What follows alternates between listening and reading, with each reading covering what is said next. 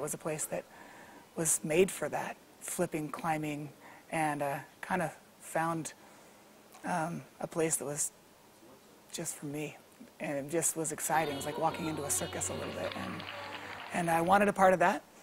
And so my family didn't really have the money to put me in classes along with my brother. So I tried to do odd jobs to save up some money. And a few weeks later, I came in with a crumpled up handful of dollar bills. I didn't think it was any more than $4 or $5. And I went to the owner and asked how long I could do gymnastics with this much money. And that was Lane's dad that I talked with, Terry. And he looked at me and he said, as long as you want. Pretty much since birth, I've been in the gym. My parents owned and started Bitterroot Gymnastics. It's nice for the community to have a place like this for any sort of age levels of kids, even adults. Dave's benefited Bitterroot by just being Dave. Arm up out of the way. I'm going to punch. Tuck my chin under, smell my armpit. I think his attitude, his knowledge of gymnastics and everything and people, so personable, just everything about him. Before I knew it, within months, I was the owner of Bitterroot Gymnastics, which was fun to have a place that I grew up, and it was my second home. Gymnastics is interesting that way because it is a progressionary sport. It's an individual sport, and so a child can come in at any level and work at their level. And it's the teacher's responsibility to say, okay, your cartwheel is like this, and we want it like this. These are the breakdown parts. And that way, instead of asking you to do a backflip immediately, you first learn how to do a backward roll. We're starting an academic preschool this next year. And the reason for that is, again, we believe that in the early ages of 5 and younger, movement is what helps develop those neurological pathways and things for thinking and reasoning and a lot of different things. Kids will learn a lot if they're just moving. And so that's a huge benefit if you can start early, because gymnastics does things on both sides.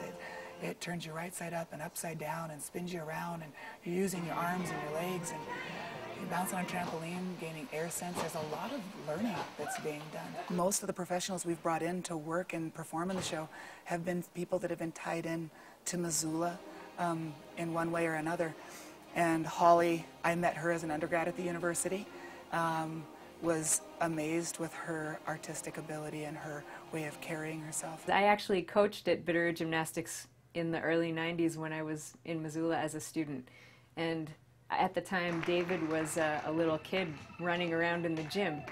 And when I came back to Missoula, I think his focus on performing rather than competition is a very positive one, because it gives kids a sense of accomplishment that is not really competitive, but it's more of a supportive environment. And I think what he's doing for the community of Missoula by turning his gymnastics school toward this direction of performing arts is really special.